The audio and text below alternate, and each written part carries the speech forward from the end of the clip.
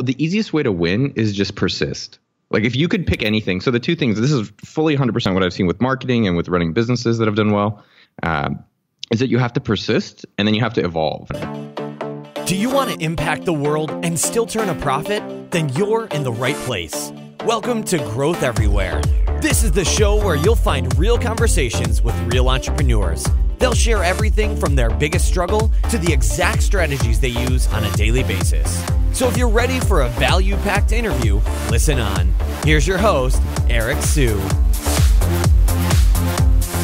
Before we jump into today's interview, if you guys could leave a review and a rating and also subscribe as well, that would be a huge help to the podcast. So if you actually enjoy the content and you'd like to hear more of it, please support us by leaving us a review and subscribe to the podcast as well. Thanks so much. Okay, everybody. Today we have a guest that was actually one of my first 10 on Growth Everywhere. So this is about 3.5, almost 4 years ago. Holy shit. So this is Noah Kagan, a.k.a. Rabbi Can't Lose, a.k.a. Buff Jewish Man, a.k.a. the Taco Lover. He's also the founder of Sumo, also founded AppSumo, also host of the podcast Noah Kagan Presents, which I highly recommend. Definitely unique versus the other podcasts that I listen to. And also previously at Mint and previously employee number 30 at Facebook. Noah, welcome back. It's good to see your face, man. It's good to see your face too. Usually I don't do the camera thing, but I think I have enough bandwidth for you today. The internet gods have smiled upon you. So how's it going, man? Today's good. I actually went and had breakfast tacos. Breakfast tacos. How does that work? I've never had breakfast tacos before. You know, it's funny. This is one of those things that if people want to start a business, just do it in like the West Coast or East Coast. It's pretty straightforward.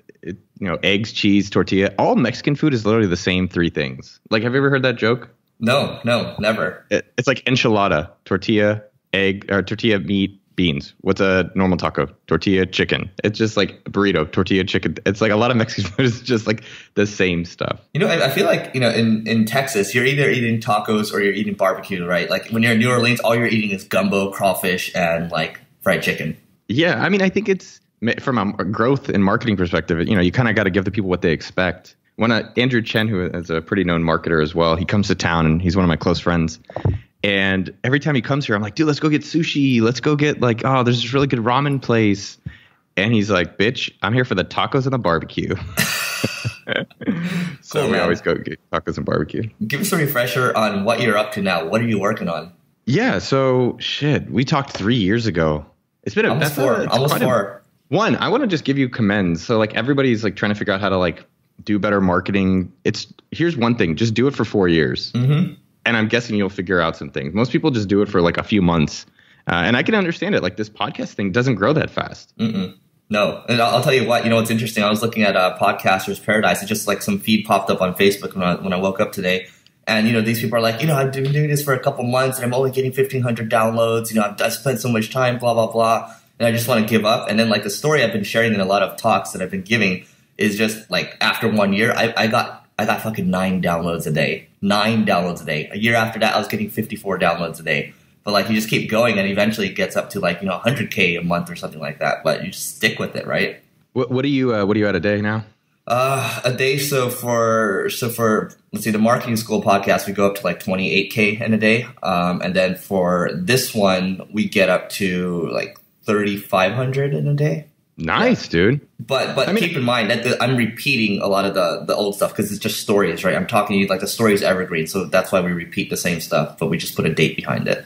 That's what I was thinking for podcasts, because a lot of like the historical ones, people don't really get experience. I think that's an amazing marketing lesson, which is if you have old stuff that's really good, just recycle it. Mm-hmm. So many people have and I think this is something for myself where I'm like, let me try to create another thing and another thing. It's like, this stuff's already good. They haven't seen it in 2 years. So put that in your autoresponder or just like refresh it. Mm-hmm. I mean, that's one thing that we did with OK Dork recently. And the refreshes, I mean, it's getting more popular now, but our refreshes where we change the title, we update the images, we clean up the text and maybe the strategies. Not very minimal, maybe a few hours work. It like doubles the amount of traffic. It works so well. Yeah. Like in some cases, most of it's doubling. In some cases, we're getting quadruple the traffic. So we're upgrading a lot of content. We're just, it makes sense, right? If you buy a car, you're not going to just like, use it for a month and then that's it. Like you're going to try to maximize the mileage, right? I don't drive a car for a month. Yeah, probably. Yeah. I think it's one of these things where like if something's working, how can you make it work better? So that's something that I think we don't all do well in marketing, where like I had this Tony Robbins article that got pretty popular, and it wasn't a knock on Tony. It was just like my experience at his thing, and it was kind of a different opinion. Yeah. And so the two things, thank you. The two things that were interesting about that is that number one, you're really going to get out what you put in. So like I spent 2 months writing that one article. 2 months. 2 months writing one article. Yes. Not full time, but maybe 10 hours a week, give or take. And the interesting thing about that is that I'm doing YouTube now. I've been experimenting with that as a marketing channel. And I put like 15 minutes in prepping for my video, and then I put it out there, and then not many people watch it, like 1,000 or 2,000, which is great. I appreciate the people, but I'm like, I want 100,000 watching an episode. And my friend said, well, how much time are you putting into them? I'm like, 15 minutes. Mm-hmm. He's like, yeah, exactly. You know what? You know what's interesting? I mean, I watch, my friend and I, and you met him before when you were in Santa Monica. We actually watch every single one of your videos. Like when I'm eating, I just need like 15-minute sound bites so I can just eat really quick and get back to work. So it's either TED Talks or I watch your videos because they're actually useful, like a Warren Buffett 6 counterintuitive things. I'm like, holy shit, that's good, right? So I think, but to what we just spoke about, like it's just going to take time to get there. Like I see your subscriber count. You're growing up. Every time I look at it, it's like he's up by 1,000. He's up by 1,000. You know what I mean? Yeah, I mean, I think that's a really. If people always ask, like, if you could tell your 20-year-old self, I'd be like, dude, buy Apple stock and retire. I don't know, like that would be my advice. But the second advice that I've thought about a lot, and I think you're so right, man. And the easiest way to win is just persist. Like if you could pick anything. So the two things, this is fully 100% what I've seen with marketing and with running businesses that have done well, is that you have to persist and then you have to evolve. Mm-hmm. And so like Facebook, I was early there, and besides the point, I don't think people give Facebook or Amazon or some of these larger companies credit of how they've stayed relevant for 20 years. Like you can stay relevant for a month. I think of it like a diet. Like any of us could do a diet for a week. Like, hey, my mom does a watermelon diet. I always joke about. She'll eat watermelon for a few days. That's it. And she loses a bunch of weight. I love it. And then she goes back and eats pizza the next week, and she calls me. She's like, I'm so guilty. I'm so guilty. I ate a pizza, the whole thing, Noah. And I'm like, Mom, you can't, it's not sustainable. And so with marketing and business, it's like, how do you stick with something? And I think you're very right, man. Thank you for the reminder, which is just like with my podcast or with the YouTube channel and with Sumo, stick with it for a long time, at least a year. And then at a year, that's kind of my thought, is commit for a year hardcore, and then a year make that decision. And the second thing that I think I do well and most marketers can improve on is just how can you look at what's working and then evolve it? So for my YouTube, it's like, well, what topics have gotten the most views and which marketing activities have done better? And then which things are not. So for me, when I do a lot of my frou-frou videos, like, oh, how to ask better questions, or I like the topic, or like how to do better sales and things like that, it does okay. But if I talk about marketing specifically, like, hey, here's an exact marketing strategy I'm using, like my core marketing strategy, or the ones I think for 2017 are email marketing, they do well. And it's like, okay, well, Noah, why don't you do more of those? And then less of the 2-minute kind of like frou-frou ones. And you it's this interesting Venn diagram of like what the world wants, what you want to make, and then like where's that intersection. So some of these other ones, the not so much marketing ones, you have the AirPod ones, and then you have the Warren Buffett ones, right? Are those? Yeah. Would you say those are more around kind of what you're interested in, or are those more like marketing? Those are more just what I'm interested in. Yeah, it's more of like what's your goal, right? So I think one of the number one mistakes every marketer makes is not having a clear goal. And so how do you set the right goals? Fuck, dude, it's hard. And it's hard not to deviate because you get excited. So I'll tell you, I've struggled with that this year more than any other year. Every other year with our business, with AppSumo.com, our Groupon company for geeks, or Sumo.com, the email marketing software, it's been very clear. And so like, and let me walk through some of the examples. I think people always like this. So AppSumo, when I first started, my goal was to get 500,000 email subscribers on our mailing list. And that was in 2 years. It was in 1 year. The first year I was just fucking around. I didn't even know what was happening. And I was just like, at the end of the year, I was like, oh my God, I made $300,000 revenue, not profit at all. Mm-hmm. Second year, I was like, holy shit, we have like 50,000 subscribers. Let's 10X that. So what made it really nice is that every decision was around how do we get to that 500,000 number? And a lot of the times the goals, it's like literally the last few months where you're like, oh my God, we might actually do it. And then we did it in like October. And then the next year it was like a revenue goal. And the next year it was a sales goal for a course. We try to sell 3,333 of our course. And then with Sumo.com, it's been, a certain amount of people using it goal for a year, then a revenue goal. And then last year was a revenue goal, and this year's a revenue goal. And this, and we've had to change it. Like our first year of Sumo, we thought we'd make $10 million our first year. And in our first month, we made 20,000. Nice. So I was like, yeah, we're probably not going to make $10 million this year. So we had, you have to readjust. So how do you figure out your goal? I think the things that I've learned about goal setting is that it has to be authentic. And when it's not authentic, we know it. So when you're saying like, I see this from a lot of businesses and business owners. I want to help 1 million entrepreneurs. And we go to an about page. I want to change the lives of 50,000, Jewish, people's businesses, whatever. And I did that. And then, it's one of these things where it kind of gnaws on you, where you're just, it doesn't feel right. And when it feels right. And the way that it feels right is that it's something that's authentic to you, which I hate when people say that because I'm like, well, what's authentic? It's like just something that you really want. But it should also be like just out of reach. Right. So when I started my podcast, that was my goal for the beginning of the year. And you could see it actually. The audio people can't see it, but it's on my fridge. So right there, I print out my goal and I put it on my fridge. So every time I open the fridge to get water or drinks, food, whatever, I see my goal. That's how you get girls to fall in love with you. You put it on your fridge. I put my net worth on the fridge too. I don't know why. Just to, like net worth. Wait, do you really? Well, it says how much money we're trying to make this year. Got it. You know what's interesting? I mean, so there's goals, right? I think marketers are really good at setting like, numerical goals, but been a couple entrepreneur organizations, right? And they're always like, yeah, you got to have the vision statement. You got to have the mission statement. So what's your vision statement? What's your mission statement? Yeah. I think marketers suck at that. We do. I don't know if all of us suck at it. But I think when you look at the people who are accomplishing things, the ones that are at like the next echelon of life, of success, they've already made so much money. It's not about the money. And I think that's really interesting. So if you look at like Larry Ellison, Bill Gates, Jobs, like the people that we're all used to, Musk, all these people, they don't have to work anymore. And a lot of people listening to your show and my show and so forth, they're like, I want to make more money and I want to make more money. But there's something different about the ones who've got to that next level of status that all of us would love to have that much money. They're not actually after the money. Right. Or they've gotten so much of it that it doesn't matter. And so they're after a vision. And I've changed my mind. In the past few years, I've definitely cared more about what's the purpose of things.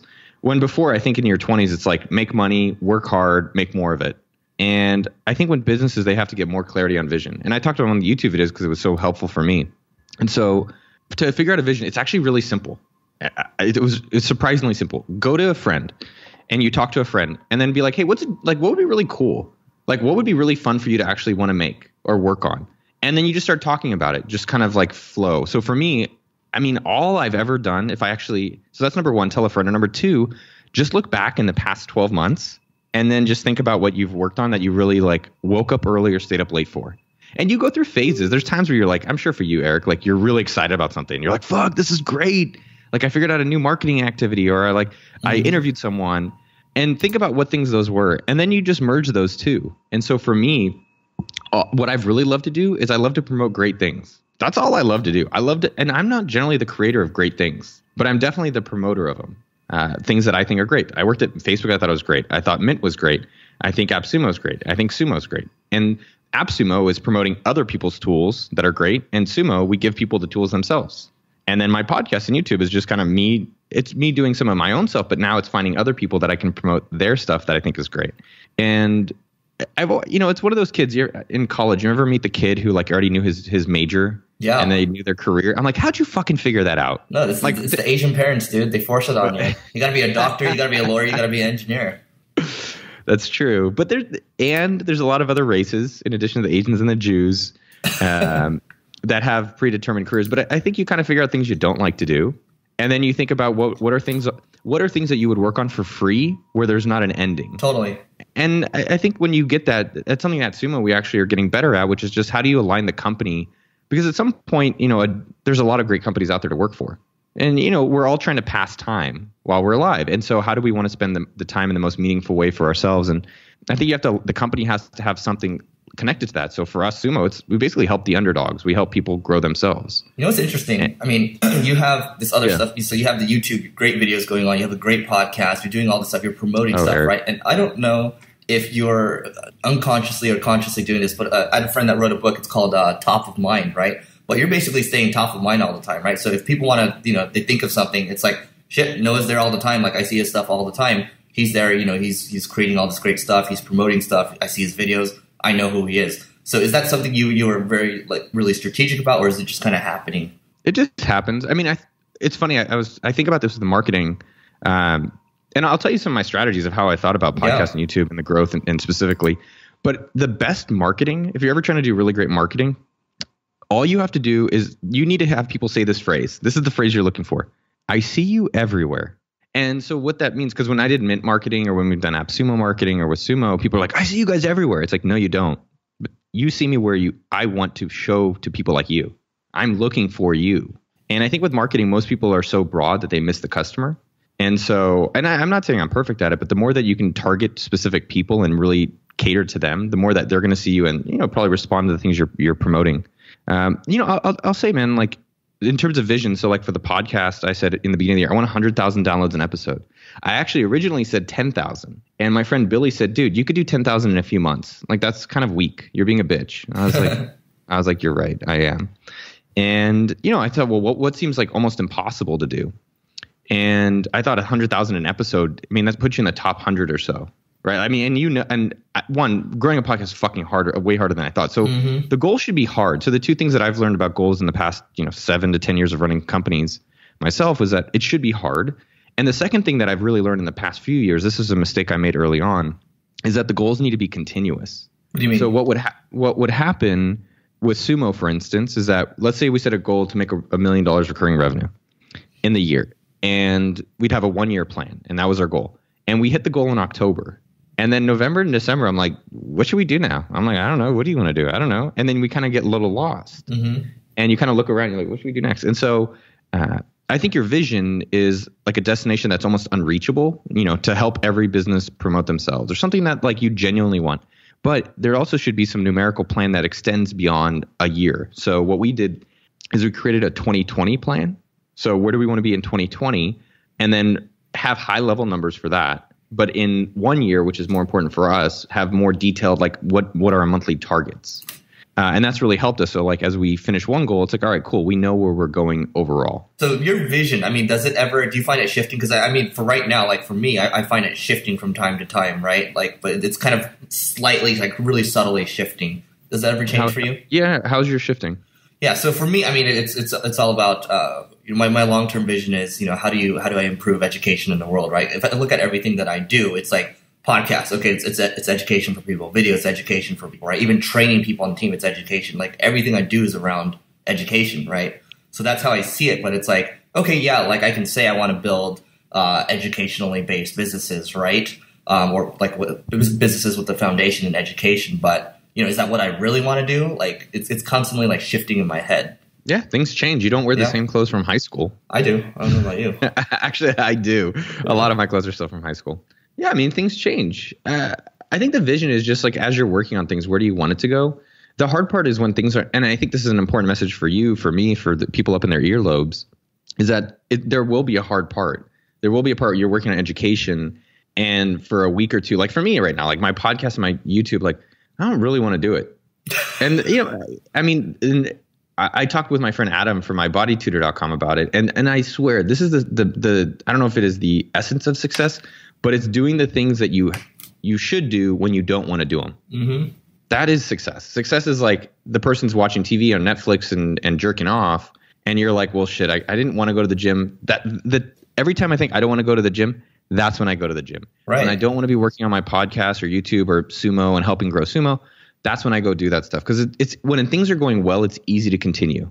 What's that quote? The successful people do the things that unsuccessful people are unwilling to do, right? Ooh, I like that. Right? Yeah, there you go. There. Well, and I think it's a good message to repeat over and over because people think that as you get to different levels of revenue or different levels of external labeled success, whatever it is, I think it just gets easier. No, you push yourself to new challenges. So, I mean, with the podcast, yeah, man, I launched the No Kagan Presents podcast and I was like, all right, 100,000. I wrote out my marketing plan. I said, I'm going to get 100,000 by the end of the year. Here's my targets each month. Here's my marketing activities each month. And like nothing worked. Like almost nothing worked. And I was shocked just how slow it fucking grows. But it's working now, right? I mean, it's not, I don't know. It's still really slow compared to other marketing things. Like Quora has been really interesting. YouTube is a little bit more manageable. Email list is really manageable. And then it's easy to not get distracted. So like I kind of got distracted with the YouTube thing because I was just focused on podcast. And then my friend's like, well, why don't you just record your podcast on video and we'll put it out there. And I think where I'm trying to figure out the right balance, Eric, is that I think it's very great to have a goal and you're like a dog and you're just like, I'm going to get that bone. But sometimes it's nice to kind of appreciate the journey. You know, when you go for a hike, sometimes when I'm hiking or if I'm doing something, I'm just looking down. Yeah, and I'm just like, amazing. Yeah. And well, no, you're just looking down and you don't see all the amazing stuff around you because you're so focused on just getting the goal. And you get the goal and then you're like, okay, I guess I got the goal. What do I do now? And so for me, I think there's this balance between what's your plan. So your plan is a certain goal, and then there's habits to get the goal. And my habits are, you know, for the most part, I really do love making the podcast. I like doing the YouTube. I like promoting marketing. I like helping Sumo grow. I love those things. And so it's balancing where I want it to be ultimately, but also with creating habits that I can do for the next 10 years. I can work on this for infinite until maybe I never die. What are your habits? Well, what does your day-to-day look like? And I guess that's two separate questions. Yeah, I mean, the habits is just like podcast every Tuesday. And in terms of marketing for people thinking about growth, it's, you know, how do you do things that people can start looking forward to it? I put on a conference at Berkeley, our club. I wanted a flagship thing that everyone could always think of our club for. And I created a technology conference. So I hit up all these companies. I said, hey, can you come show off your technology? And it became our yearly tradition so that when I left Berkeley, you know, 3 years later or 5 years later, that they were still running. I think finally now it's like 10 years or so, they finally stopped doing it. Wow. But in terms of habits, it's how do you do something consistently, right? So for every Thursday, I put out an email. Every Tuesday, I put out a podcast. Once a week, and we're experimenting with the days, Monday, Wednesday, or Friday, we're putting out a YouTube video. And so in marketing activities, it's like, how do you create something that it's on the calendar and you're like, well, shit, I've got to make that happen. How do I write like 1,000 words a day? And I think habits are things you experiment for yourself, see if it makes your life better, and then either add them in or remove them. Yeah, my days vary. I like a lot of variation in the things I go throughout my week. Generally, Monday I work on Sumo. Like Wednesday, I don't do anything. I just take Wednesday off for thinking. And then Tuesday, Thursday, Friday are either creating YouTube, podcasts, or helping out Sumo or doing some marketing for OK Dork. You know what's really important? I think most people don't, you know, the more experienced entrepreneurs I talk to, there's always one day that's reserved for strategy, right? And you read it in books sometimes. So I guess, how did you learn about taking that day off, and what has it done for you? Well, I think it's not really a day off. It's kind of a block day, right? You know, when you see it like someone not at their computer, you think they're not working. Mm-hmm. And I think about a lot of the greatest innovations or jumps that I've been able to work on or be experienced. I think about when they happen. So for everyone out there, think about the last time you came up with a new idea, and think about the last time you thought of something really creative. And then where were you? What was happening? I would say 99% I would bet against that you weren't at your desk at your computer working. 100%. I mean, last year, like I went to Napa. I was going to take someone with me, but then I decided to just go alone. And was it a lady friend? It was. I was like, I can't do it. I can't do it. I can't take her. No way. I got to cut it off. I just can't do it. So I went. I was like, I'm going to do this for strategy. Alone? Yeah, I went to Napa alone. It was great. I think I would do it again. But anyway, so I actually had spent, you know, those 2 days just completely strategizing for the next year. Like, here's what we need to do exactly. Here's what we need to do to get here. And, you know, great things happen. And I know other people, just to digress a little bit, I mean, there's guys that take Wednesday strategy days or Friday strategy days, right? Where it's just focus on thinking. Maybe you're not in front of a computer. You go to the beach, right? But then that's where ideas start to come out, right? I don't know where you go. Yeah, I mean, I've done a bunch of different things. I think everybody's got to find their creative zone. And people don't, I can't take a day off because I've got a job and I'm an employee somewhere. Mm-hmm. So wake up early in the morning, maybe Saturday morning, go to a cafe. Right. Or maybe it's during jogging, or maybe it's during, like for me, I bought a Miata. So it's when I'm working on my Miata. Me and my buddy. Miata? Mazda Miata? Oh. Dude, you're Asian. You don't know what Miata is. Mazda. It's like it's kind of used to be a quarter life crisis car, but now it's like a hip 30-year-old car. I think I need one then. It's kind of like it's better like than a Prius, right? Yeah. It's kind of like a little rice rocket. I got to look at it. It's a little racer car. So, you know, my friend who runs a company, we go and work on the car and we talk about business. And I remember when I was in my 20s and I would see someone not working, I'd be like, oh, they're wasting. They're not being productive. They're not being efficient. And I think there's this balance, and I try to figure out where it is, but the balance is go do a bunch of shit and then you'll figure out things, or think about things. And then when you do it, you're going to be a lot more effective. And I think both strategies can work. I've seen the second one kind of be more productive. Like here's a funny example. I was having lunch with this guy, Kit, he creates these awesome foot mats for when you do standing desk, topo design. They're called ergo-driven topo design. And we're having brunch, and we just were talking for like 3 hours. And while I was talking to him, I was joking about AppSumo. I said, man, AppSumo, we hired this guy, Eamon, who's amazing. He's hired a team. They're all great. And I haven't really bugged him in 2 years. I talked to him once a week for a few hours, not a few hours. I talked to him once a week for like 15 minutes maybe. And the business has doubled in the past 2 years since I'm not involved. So he's like your GM for that. Yeah, he's a GM. Okay. Yeah, he's a GM. He runs it. It's his. Mm-hmm. I'm his assistant. And what's amazing, as I was talking about him with it, I was like, man, the more I left him alone, the better he did. And then I was thinking about Sumo as my business partner, Chad, is running it. And it made me reflect on, oh, wow, the more I leave him alone, the better it could run. Because I was annoying the shit out of him. And it was just, that didn't come because I'm in my office standing on my computer working. It came because I took the time to talk about it with someone I respected and think about, okay, how are things at that, different level, higher perspective from it. This is so interesting because I just went on a trip for 3 weeks, right? And I was like, I'm going to see how my team behaves, without me. I'm going to see how they put out fires. I purposely responded to Slack message slowly. I purposely delayed my responses on email, and they passed with flying colors, right? And this goes into another story. I joined Entrepreneurs Organization a couple of years ago with this one guy. This guy's a company, doing $3 million a year, right? And then a couple of weeks ago, I was like, so how are things going, man? Good to see you. And he's like, well, we're doing $22 million a year now. I was like, okay, well, tell me what happened. And he's like, that's pretty good. Dude, he's like, well, it's really easy, man. You just hire really great people and you get the fuck out of their way. And that's it. And you hear this from all the entrepreneurs, but I think maybe marketers, maybe you and I as marketers, maybe we're a lot more neurotic and we like to control things. But the more control you give up, the more great things happen, right?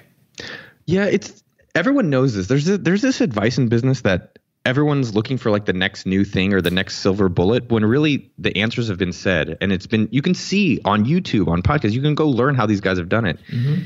And some of it we know, but I think it's how do you actually implement it? So how do you know you're hiring great people? Here's a very simple thing. How much are you paying them?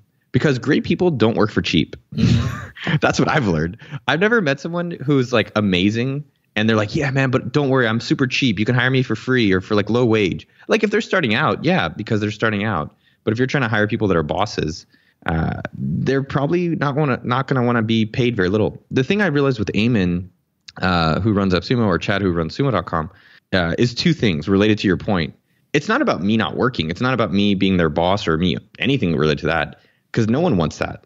I don't think. No one wants to be told what to do all day. Mm-hmm. Maybe sexually, there's some probably freaks out there. But for the most part, most people want to feel empowered. They want to have some purpose. And so the two things that I realize that Chad and Eamon and myself and everyone needs, it's actually very simple. They need a very clear goal. They just need a clear goal. Because if they're not aligned with you, the expectations are off. It's like your team did random shit. You're like, well, fuck, you do random shit. It's like, well, they don't know where the fuck they're trying to go. The vision, that ties back to the vision. Where are we trying to go? All right, well, what's our number to that? The second thing that they need, and this is the part that I'm getting better on, is they need autonomy to make those decisions.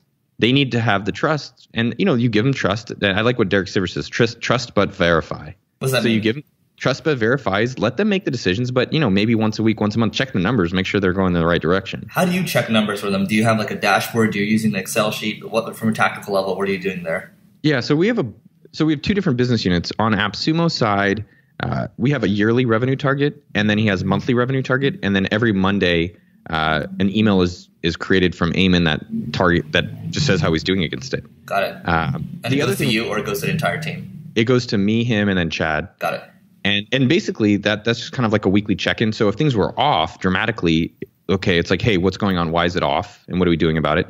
The other thing that we added 2 years ago, and I would say even if you're a small business, like you're making $50,000 a year, which is great. Every business starts small.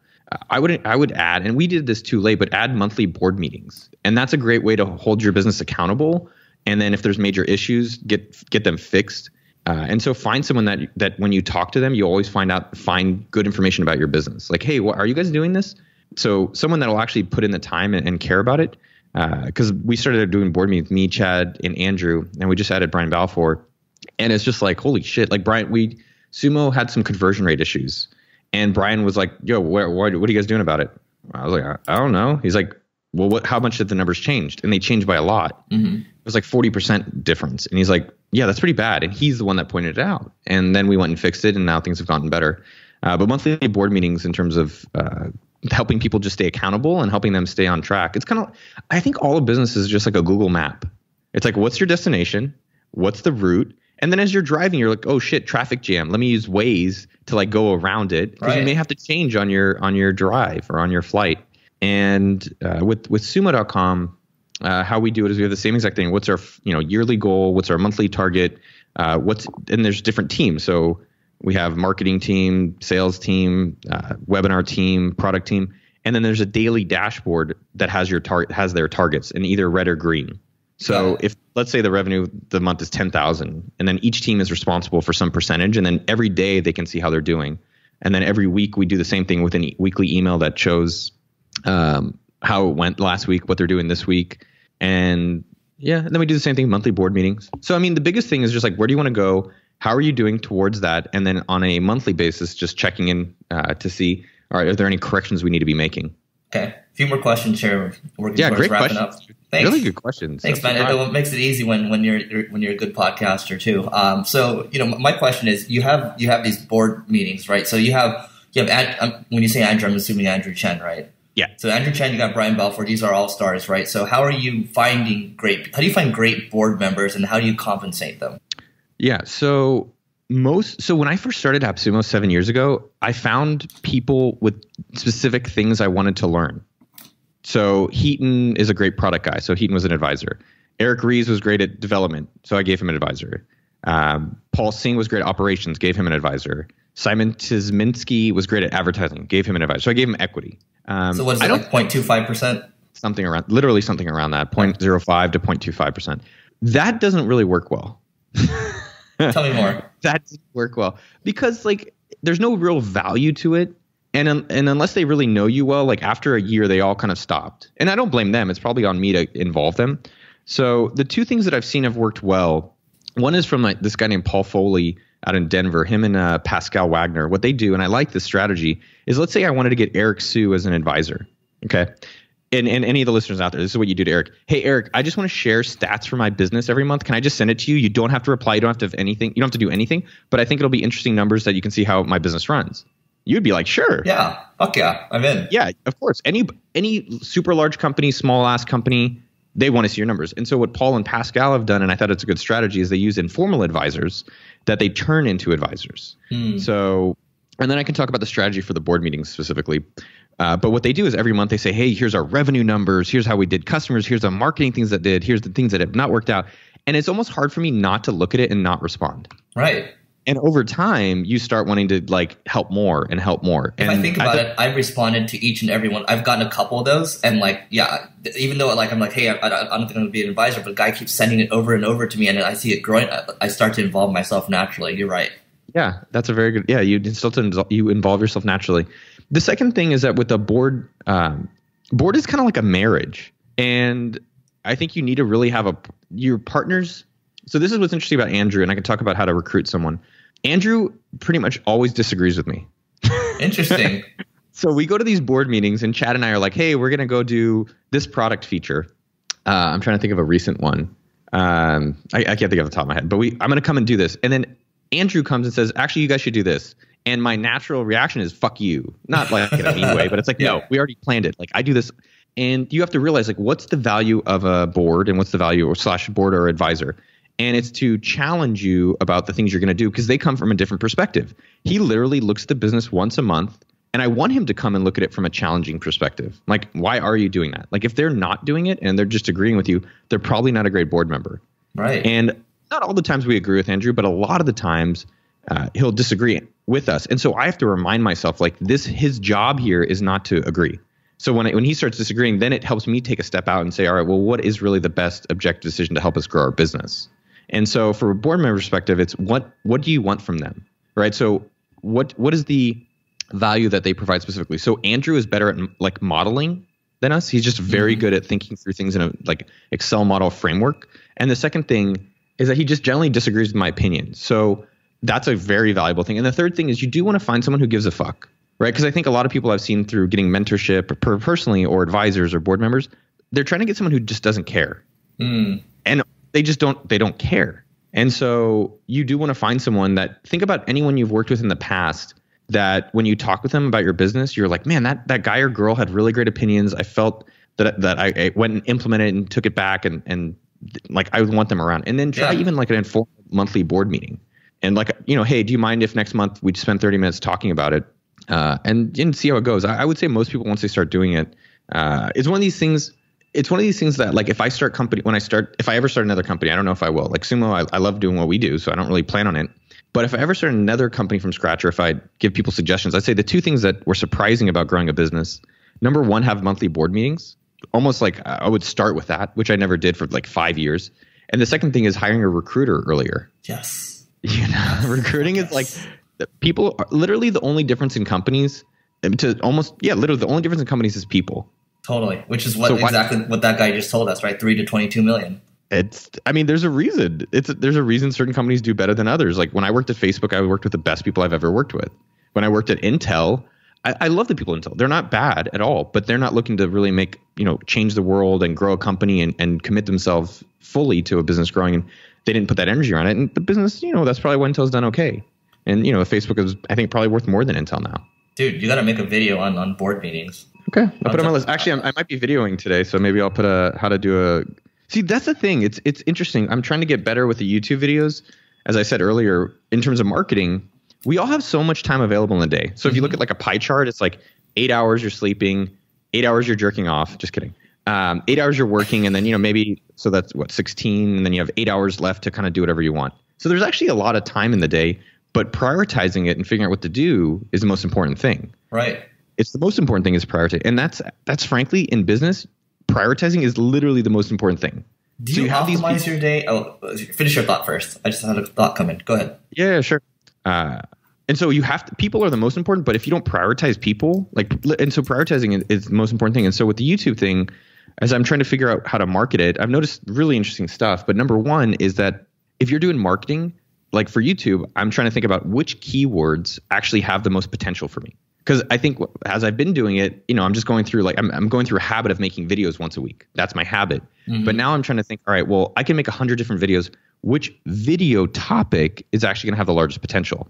So some people, though, will see Gary Vee talked about toilets and this PewDiePie talked about shit. It's like, yeah, but they're already big. They can make a video about anything they want now. Right. But if you're trying to get bigger, you have to be a little bit more strategic to figure that out. And so you should get these. What's that? Oh, the spectacle. I got them. I returned them. Why? The spectacles? Because I don't know. I just didn't want to be I use my phone for Snapchat. I love Snapchat. I'm on Noah Kagan, but I just don't want to have I follow you. You don't follow me, you bitch. Bro, it's because you probably don't post interesting stuff. No, it's because you literally didn't follow me. Here, what's your Snapchat handle? I'll follow you, and then if it's ungood, I'll just unfollow. It's Eric Osu Growth. Eric Osu Growth. I'll follow it. What's so amazing about today is that everyone can be a star, right? And everyone can get their stuff out there. And that also creates Achilles heel, or the flip side of it is that there's so much people vying for attention. Mm-hmm. There's Instagram, our phones, podcast, YouTube. Facebook is optimized to suck your time. YouTube is optimized for watch time. And so to stand out, this is the second thing. So one, figuring out the topics that people really want. The second thing that I'm working on is how do you put in more quality to it? Because I do think in terms of marketing and business in general, you will get out what you put in. Yes, this is the cliche zone. We're going to do a bunch of cliches, but I've seen it, like that Tony Robbins article. Of my articles on okdork.com, my marketing blog, I've had 3 articles go viral. Each of those 3 articles took over a month to write. Every other article that I didn't spend a month writing, and it's not a guaranteed formula, but it's just to give people conceptually the idea of shit, if you put a lot in, you're probably going to get something out. So my Tony Robbins article, why I got fired by Facebook article, why data goes viral article, those went viral because I spent a lot of time writing them. And then the second part is that they're also, third part. So 1, pick the topics. 2, invest a lot. 3, this is something I think about on my YouTube channel. If you're just making videos like everyone else, you're probably going to get no attention like everyone else. Right. And so I'm trying to think of, and so I'm doing these YouTube videos and they're good. I think they're great. And if I do it for a year, but the second part of that's key to success is persist and evolve. And so what I'm realizing is that I got to figure out some angles that are more unique for my own opinions and not be fake about it. But one of the angles I'm going to start testing in a few weeks is doing business like a Jew. I'll watch for sure. And so I think it's kind of it's funny. I'm not going to be making fun of Jews that much. I'm Jewish. I can do it. And I just think it's like another kind of approach that people will be like, oh, it's the Jew guy. Like, it's funny. So, and I'll try it out. If it works, I'll do more. If it doesn't, then I'll experiment with something else. I'll tell you what's different about your stuff. I mean, it's the reason why I watch your YouTube videos more, and they're my friends like, oh my God, they're so good, blah, blah, blah. It's just because you're being yourself, right? And you're really good at, if you're interviewing someone, you're really good at disarming them, and you're really good at just making it really personable, right? And like, you have funny shit going on the whole time. It's just because you're being yourself. And like that, we're in the cliche zone, right? So be yourself. You know what's funny then? Like, then you see people asking, well, how do I be myself? I'm like, you deal with your depression, you deal with your self-consciousness, you deal with your inefficiencies. I think for me, a lot of that comes back to two things. One, well, maybe a few things, but one, journaling. So like, go write about yourself, just for yourself. Doesn't even have to be public. And that it's helped me process who I am and what I like, what I don't like. I sit in my chair. I bought an expensive chair. I don't have any expensive things, but I have an expensive chair, the Eames chair. That painting looks very expensive too. It was like $5,000. It was pretty expensive. Oh my God. It was cool. It's like a commissioned painting, but I don't have many expensive things. But the things I do, I like. But I bought an expensive chair so I would actually sit in it and think. Because I was like, well, if I bought an uncomfortable chair, I probably won't want to be in it too long. And you do these things. I got it on sale. So if you're going to buy an Eames chair, which is like this classic chair, you kind of it's a chair you give to your kids. It was $3,500. So if you're buying it from Design Within Reach, wait till they have a sale, or email them and say, hey, I know your sale's coming, and can I just buy it now ahead of time? You can always get a discount. People. I talked to this really cool founder of Alinea, the restaurant, one of the best restaurants in the world, and he was telling me how he was buying something and he asked for a discount. And I'm like, dude, you're worth probably like $10 to $30 million.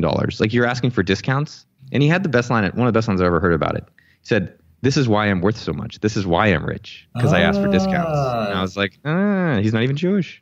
There's so many nuggets in here. Dude, this is a fucking fun ass interview. These are the ones where, I think in terms of being yourself, it's also going and this is something that was a breakthrough for me in the past 12 months. And I'm really excited to share it, is just like finding the things that you're great at and that give you energy.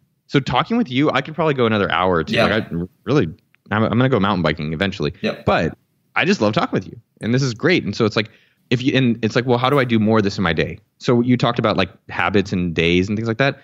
I try to, especially after my dad died a few years ago, and as you get into your 30s, you really do work smarter. People in their 20s don't work smart. Just work hard. Just be a dumbass. It's fine. But in your 30s, you start recognizing that time may not be around as long. And I hope more people do this, but spend that time then thinking about like, how do I want my days to be? And what things have I done that give me energy? Is it talking to someone? Is it writing something? Is it coding something? Is it selling something? Is it going for a jog? Whatever that is. And then engineer your day as much around that as possible. And it doesn't guarantee a great day. Like my Friday last week, I could not understand why I felt like shit all day. I slept well. I have expense. Like I do invest in my mattresses and shit like that. Cause you spend 8 hours a day on it, get a good mattress. Casper? No, I actually bought the Chinese one off Amazon. It's like $400, dude. It's so good. And then I bought a mattress topper for it. And then I tested different mattresses, tested different sheets, and I ended up on JC Penney sheets are actually the best. I don't know if you ever use homesweethome.com, but they recommended them, and I definitely vouch for that. But the point being is like, sorry, I got distracted with the sheet stuff. Go and find the things that really give you energy. And it doesn't mean every day is going to be perfect, but it makes it more likely than not you're going to get more out of your days and more out of your life. Dude, I have like a sneeze that's stuck midway again. Fucking A. I can't. It's not coming up. This is not the meditation podcast, man. That's going to happen. I don't like when people do that. It just seems so weird. What's that? That when they don't let it out, they're like, What? No, where they don't let it out. Let it out. I have no idea what you're talking about. No, when they don't let it out, when they don't let the sneeze out. Must be something in Texas. I don't know. Okay, here's a question about that. Do you ever get annoyed when someone sneezes? Yeah, because it's like a fake sneeze. It's like a chee, like you know what I mean? Or they're so fucking loud. I'm like, dude, there's no way you sneeze that loud. Yep. That is not possible. Yep, totally. But then I'm like, maybe they really sneeze that loud. Should I really get mad about them sneezing? I don't know. Well, the things that you can't control in life, you just leave it, right? Right, stoicism, cliche thing number 5. I think that's actually a bigger one, dude. Yes, I'm not trying to say it's bigger than what you said, but yeah, I think that's a very valuable lesson. That's something I was doing with Sumo. And to the point of enjoying your day and maximizing your day and doing things you do, it's like also figuring out, and this is something I struggled with, is that do you do what you're great at or fix what you're weak at? And And I finally came to the conclusion maybe 18 months ago where I was like, no, I just do better. Let me just keep working what I'm great at. Why would I try to fix what I suck at? And for business, hire people that are better than you at that and like doing that. And that's really changed a lot of it. And so in the business, I like starting things. I like, promoting. So let me lead Sumo and promote from the front. And it was a little bit hard for me because I think what I was doing was I was coming to the business, and I call it the pigeon theory, which I really like sharing. It's where you come in somewhere, you shit, and then you fly away. And I love the pigeon theory because I think every time I say it, it makes me smile. Dude, you got to write about it. I think that maybe I'll do the pigeon theory today. So many content ideas. This is the content idea podcast. This is, that's the thing. We talked about earlier. Well, and I'll finish the pigeon theory. But if people commit in marketing every Thursday to a blog post, you figure ways to come up with ideas. Mm-hmm. And I think it's when you don't kind of commit to that kind of consistency that it makes it harder for you to be like, I've got nothing to write about. It's like, well, if something has to come out Thursday, you'll figure fucking something to write about. No time is no excuse. Ooh, that was good. Man, this is just fucking nuggets. People should definitely leave comments or tweet you or Snapchat us. Yeah. Tons of dick pics, by the way. My favorite. I haven't actually gotten a Snapchat dick pic. So if why would you? Why would you want to send you a dick pic? I don't want it necessarily, but I'd be curious just to say I've gotten one. Dude, but do you ever get those dick pics do you ever get those forwarded to you by other girls? No, you do? Yeah, it's really weird. That is? Yeah. I don't know if we should leave this in, but we probably will. And so coming back to the pigeon theory, I think you have to realize what you're strong at. And for me, it's starting. And, I came in, was kind of criticizing Chad, and we weren't getting along. And then I realized, like, dude, you got to come in and either be a part of the solution or you're part of the problem. That's what it is. Either you're part of the solution or you're part of the problem. And so I got to come in and figure out how can I help Chad and not just be there kind of criticizing. How did you realize that though? Because it takes a lot for you to like realize that internally. Because you've had so much success. Like I've done all this stuff in the past. You got to listen to me. Like how did you realize that yourself? How did I realize that? It was from having that chat with that guy Kit, and he said that, and I was like, man, that is what I'm doing. And I think we know a lot of in general in life. I think we do know the answers, but for some reason we want to confuse ourselves. We actually know the answer. We want, like, what do we really want? I kind of know this, but it's either hard or you're going to put up excuses or you make it difficult for yourself. I think I'm trying to think of more how I exactly realized. I know that conversation was a big thing. Recognizing how well Eamon's done without me being involved was helpful. And then I guess with Chad, it's really talking to him. And I think one of the things that's helped me be successful, however you want to define that, is I think I'm very good at feedback. What do you mean? And I think most people are kind of sucky at feedback. Meaning that I like it when people talk shit to me. And I think I'm pretty good at deciphering which people's feedback I want to and I internalize it, like actually internalize it. I think a lot of people hear feedback and we go defensive. Someone said this to me. I thought it was one of the best lines. It was from Keith Ferrazzi. And it was, when someone gives you feedback, the first thing you do is say, thank you. Yes. That's the first thing you do. And then you're at his house, right? Yeah. Great home. Great home. Have you been crazy? There? Yeah. Crazy view. I've been there a couple times. Oh, a couple times. Oh, no. It's because I know the guy that lives at his place, Hokobo. Have you met him? The house manager? No. There's another guy that lives there. He considers him like his son, but I know him well. Son. Yeah, I've only met Keith like once. But that point about feedback I think is very interesting because I don't think a lot of my success is not from me. It's from the people I work with. And so I want them to get rich or get whatever they want in life.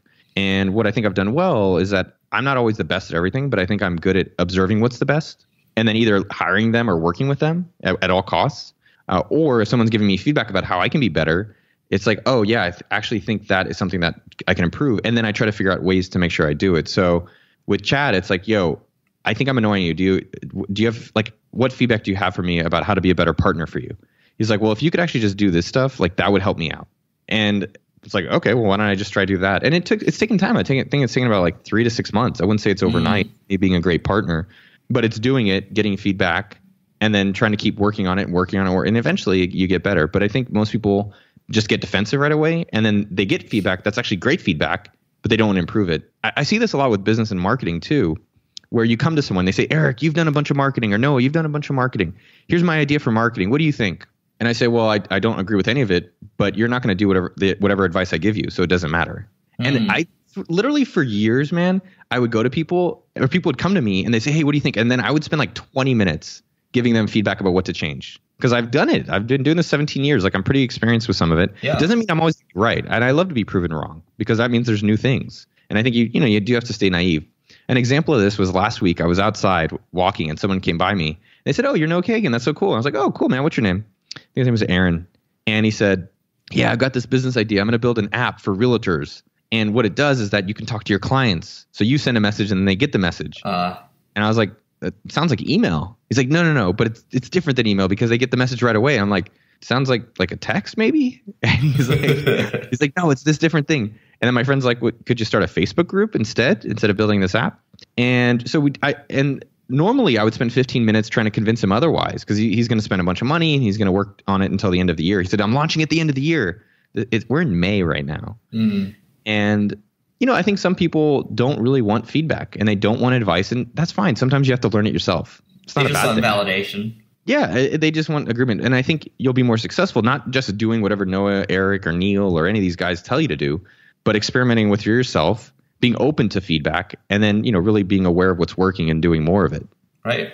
Totally agree. Okay. Well, 3 more questions from my end. I know you got to go bike and stuff. So, what's interesting? I mean, once you start to have success with your other businesses, things start to stabilize.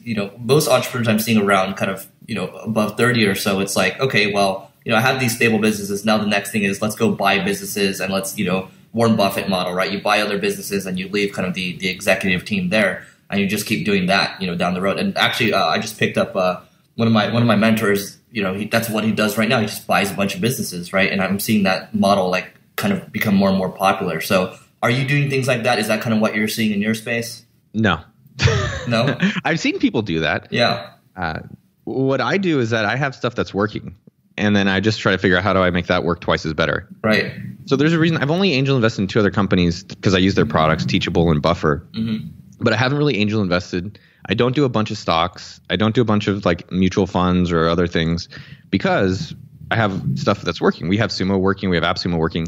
And I'm pretty confident that I can better use my money on that instead of trying to find the next new thing. And that's hard. It's hard, very hard for me. Because we always believe that the new thing is going to be the savior. Mm-hmm. This next thing we buy will be bigger. This another thing will be better. And, like with AppSumo, we had a really interesting experience. So we grew the company for 3 years. It plateaued at around $4 million revenue, 4.5. And it plateaued. And then I got kind of scared and I fired a lot of the people because the expenses got so high and the revenue got low. And so we went from 20 people down to 4. This is AppSumo, right? This is AppSumo. And we went back to the basics. We did 2 deals a week, only great deals. We went back to the basics and kind of kept going. Fast forward 2.5 years, the company's much larger than that with 6 people now, and maybe 8. I don't know their size. And it's going to be even larger. They've got some really crazy vision that I'm just like super excited to see. And I think you should be excited about the vision. Like if you don't have a vision that you're looking forward to, like it's probably not a great vision. What is the vision? Can you reveal it? I need it another month before it comes out. I don't want it to be, it's not, that's the thing. I think it's not about being beta. Like it's actually out there. So they're testing it. But I don't know when they want that to be promoted. But the vision is more right now. There's a lot of software out there all over the place. And you always have to, it's very complicated and you have to pay like different prices across all these different products. Like how do you simplify that? There's it's interesting. I was on Product Hunt yesterday. Mark Cuban just invested in something that consolidates all your SaaS products into one thing and tells you like what you should be paying, what you shouldn't be paying. Yeah, I think that's the dashboard thing. I saw something like that. Yeah. I think that's okay. I don't know if people right now people are paying a lot for a lot of different products. Is there a way to make that easier? Yes, please. I will pay for that. So if anyone's trying to start a business out there or you're doing marketing, Brian Balfour said it well. He's like, you should be pushing the ball downhill, not uphill. And what you need to look for is when someone like Eric says, this doesn't mean it's guaranteed, but when your customer or potential customer says, oh, wow, yes, when they have that snap. I can only snap with my left hand, by the way. I don't know if you can snap. I can't snap with either. See, look. Oh, man, I've got to work on that. You got it's because you got computer hands, dude. Yeah, sweaty Asian hands. Or I was going to say your hands are built for piano keys. Your parents. Dude, interestingly enough, I play the drums. I don't play piano. I'm like your parents let you play drums? Yeah, they're like, you suck at piano, you suck at trumpet, you suck at all this, you suck at violin. I'm like, I'm gonna play drums, dude. See, I think that's a great thing. You got to find your groove. Mm-hmm. But yeah, I mean, coming back to the original thing, I've thought about. I bought like a Chrome extension. I'm experimenting with that for a marketing channel. But what I've realized that I was doing incorrectly that I've started fixing is that if something's already working, there's a probably a high probability that can work a lot better instead of trying to find the next new thing. Right. And so I'm trying to align, like if I do buy anything, like how does this help Sumo grow? Because I think Sumo has a lot more opportunity. I think AppSumo has a lot more opportunity. So you basically you have this audience already, right? I was just talking about this with the other guy, right? Ex-president of JBL Speakers, and he's like, well, you know what you do is if you're going to buy software, you plug it into an audience that you have already. You just keep plugging it into your audience. It's easier to sell that way. And this is almost you had a post on Tony Robbins, right? But like Tony Robbins, like, yeah, you kind of stay within your circle of like influence, and it's easier to just plug things in and grow. We don't. Yeah, I mean, I'd say the mistakes that most people make is that they give up too early. They don't, and then I mean, there's a bunch of them, but another one is that they just don't take advantage of what they already have. Right. So what that means is that we have AppSumo that's almost 1 million people, we have Sumo that's a few 100,000, and it's not bragging. It's just that, you know, it took me 7 years to help and me and a bunch of other great people to build this up, and it's like I was talking about. And so it makes more sense to continue that than to go fucking start square one. Like I was talking with Laura Roeder. And I love Laura Roeder. She runs Meet Edgar, and I use it. It's a great thing to recycle your content, get more traffic, all this stuff. And then she wants to work on a brand new product. And I'm like, you have 100,000 mailing lists. You have 10,000 plus customers over here. And you want to go compete with something over there that you don't know anything about. And it's not to say it can't work. And you live one life. So if you want to go try that shit out, it's fine. But I think it's kind of easier to keep going with what's already working than try to start from scratch. Right. We think the problem though is that, and I know this because I go through it myself. We think it'll be easier. We think the next new thing is actually going to solve the problem. The grass is always greener. It generally is not. Yeah. You always think that though, right? Yep. You do. And even if you hear this, you're like, well, I know it. This next feature is going to fix our business, or this next thing. And I'm like, probably not. Probably not. It's actually one thing I've noticed from our businesses, and this is something that's kind of surprising for me, is that more than not, most businesses, if they actually went in and removed things, they would be very successful. So if you remove your blog posts, if you remove different links from your site, if you remove some of your podcasts, you remove some of your YouTube, you remove some of your features. So like I bought this Chrome extension, Leo.io, Leoh.io. It's a productivity extension. So it replaces your homepage with like a Zen mode and your calendar, so you can get more shit done. And people complained, but I looked at the data, and basically 3 things were the most used: the weather, the Zen mode, and I think the notes. But when I bought it for $25K. I'm happy I'll put the number out there. Yeah. If people are curious. When I bought it, there was all this shit there. It was a Google search. There was a news thing. There was this thing and that thing. And what's been interesting is that the reviews have gone up, growth has gone up when I just removed everything that people weren't using. Whether there's a few that are going to complain is one thing, but if I look at the data, like, I don't know, it's like 60% just use those 3 things. Right. And so I just focused on making those a lot better and removing everything else or hiding everything else. That'd be a great video. On which thing? Removing shit. Because you talked about for AppSumo, right? You have to cut down, and you grew more. You talk about this. You're cutting down, and engagement's better. Yeah, I think what's part of the issue with some of my videos on the Noah Kagan on YouTube is I make the video too quickly, and I think it's good for my existing audience. So this is something I've been thinking about with YouTube. People that are large, it's easy to just keep talking because you're already at that scale. But when you're small, you really have to be super narrow. So that's why I have to talk about maybe email marketing, and that's my thing. Because a lot of YouTube, what's been fascinating from a growth perspective, you put out this video and your current audience loves it, but then it makes a very nice triangle or a very nice pyramid. They watch it and then it dies. Yep. They watch it and then it dies. And to me, there's no point in making any video like that. That's literally, I just wasted my time. I wasted my viewers' time. I wasted like everything. So you're saying it has to be evergreen. If it's not evergreen, there's no fucking point. Mm-hmm. And if I look at what videos are evergreen, they're generally very specific marketing tactics. And it's, it's unfortunate or fortunate. Like I can do those for a good bit of time, like my wedge, as people have heard in marketing, or Seth Godin talks about. Make your wedge, get known for it. Then you can start expanding the pie. Facebook owned Harvard. People forget this. When Facebook launched, there was 10 other social networks, maybe more. Connect You. There's other ones. I fucking can't even remember off the top of my head, but there's a bunch. So why did Facebook win though? Friendster was there, MySpace was there, because they were very fucking focused. They won Harvard. Then they went to the next school. Then everyone was like, give me. Then they just went very methodically to the most popular schools that were elite. And then they went to high school. Then they went to professional. Then they opened up. Then they went world. And now they dominate. And I think with marketing, it's a good reminder for myself. You kind of start very specifically and very narrow and then expand out. And so it's kind of like with these keywords, I have to go back and kind of prioritize where they fit in, even though what I was doing is, persisting and doing this, which is great, but you also have to evolve, which means recognizing what's working and doing more of that.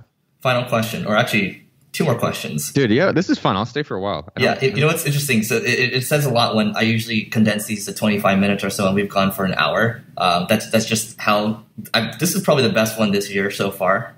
Yes. So that testament to you. testament to you. But you know what's interesting? I heard this quote before. It's the organization's weakness is the CEO's greatest strength. What do you think about that? Fully fucking agree. Fully agree. I don't even have to think about that one.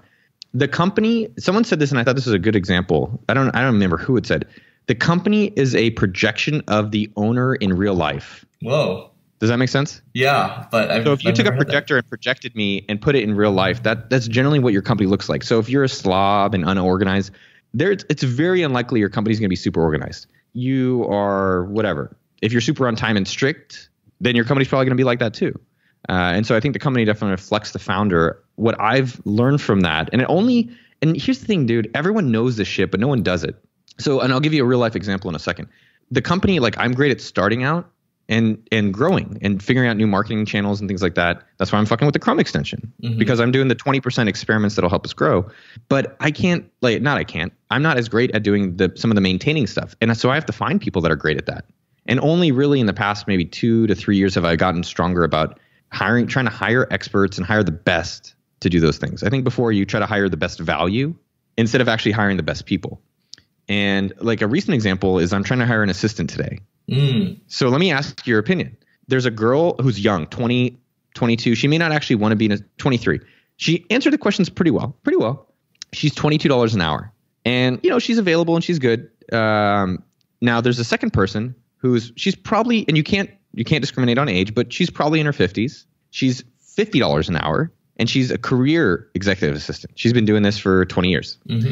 So do you hire? And so who do you hire? Just pause for a second so everyone can kind of make that decision internally. Who do you hire? The young, cheap, inexperienced, hungry possible person, or the super experienced, like senior, been doing it? It's a career for them. Yeah. So I think it depends on where you're at and what your goals are. But I'm actually I faced this exact scenario a couple weeks ago because I was making a change. And interestingly enough, my former EA, who's now moving to Austin to get her MBA, so she helped interview these two, right? So yeah, I mean, one's looking for about 75K, other one's looking for kind of what the first one is, like 22 an hour or something like that.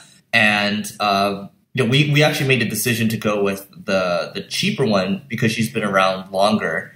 But they have like equal experience. But our fear with the one that was looking for more money was that she would try to jump around too much, right? So I'm not really answering your question specifically. So your question specifically for me in my scenario, I probably paid the $50 an hour because she knows what to do and she'll get it done faster and you don't have to wait. I know. That's where I'm leaning towards because I think this is something Andrew Chen said it and I thought it was such a great damn analogy. He's like, you've been like Moneyball. You ever seen Moneyball, the movie? Yeah. Great movie, great book. He's like, the Oakland A's. Let's talk about the Oakland A's. So they get all these good value, washed up players, but have they won the championship? Who wins the championship? The Yankees. The Yankees, the Cubs, the Red Sox. Who's got the highest payroll in the league? The Yankees, the Cubs, the Red Sox. Yep. And that's so good. Dude, Andrew Chen, man. Fucking hey, Andrew Chen. Yeah. And so I thought that was a great metaphor because, I think especially a bootstrap companies like a lot of us and a lot of people listening, you want to get cheap. You want to be good value. And I don't think there's anything wrong with that. It's good to buy used. It's good to be practical. But there's something to be said when you hire an expert. Like I hired this, and I think I mentioned it to you. I said, "Oh, did you see the notes from the NPR guy?" No, you sent the email back. I haven't opened it yet. Oh, so another example. I asked someone that works at NPR. He actually was not supposed to be doing that. To come and edit my podcast because I was like, NPR makes the best shows total. Like they're the best shows. So let me find the best and then learn from them. So I worked with him and he changed my game in terms of like how to ask questions, things I'm doing differently, things I'm doing incorrectly, not creating enough of the story, leaving too much bullshit in the whole podcast, like not cutting it down just to the meat. And it was very interesting about when you hire an expert or you pay for more, you probably are going to get more. And so I'm doing it with YouTube. I hired this guy, Tim Schmoyer. He's video creators. So I just paid $400 for an hour to talk with him. So in like 2 weeks, I'm going to talk with him and I'll record it and I'll send it to you with the recording. Yeah. But I'm like, these guys have already figured it the fuck out. Why am I like, $400 amortized over my lifetime is like $1 a month or like a penny a month, whatever. It's tiny and over time saved too. Time saved, money saved, plus the growth you get. Yep. So there's probably a good lesson there about hiring coaches or experts, or you get what maybe the simple answer is you get what you pay for. Yep. And you pay peanuts, you get monkeys. I think that's a PG quote. Oh, Yeah. yeah. I have noticed that. The more sometimes we start paying, now everyone at Sumo is going to be like, no, I need a raise. But that's the thing, right? Like even with the junior people, like we have to. I was talking with the other guy, the JBL guy the other day. He's like, so what do I do about these kind of young and up and coming talents where you might start them at 40K or so? He's like, dude, just give them raises instead of the typical company will give a raise every year as an annual review, like blah blah blah. But like just do it like every quarter. Keep doing ongoing feedback. Give them a raise every single quarter. Just keep inching them towards it, right? And that's how you keep the talent for a long time, the kind of up and comers. Yeah, that's good. I mean, what I've realized for business, like we have almost 50 people, which is not bragging. And sometimes I'd like a lot less. Sometimes I'd like a lot more. It depends on my mood. But the reality is that it's very expensive to replace someone. Yes. Because you lose the money, you lose what they create, and you lose the time. It's much, much, much, much easier to just keep them happy. So is that a motivation thing? Is that a purpose thing? Is that a money thing? And it's kind of like your business. It's much easier to just grow what's working than start something new. Yes. It's much easier to, like if you're in a happy relationship with your girl or guy, to keep it going than try to go on Tinder or Grindr, whatever the hell you're doing, to find someone else new.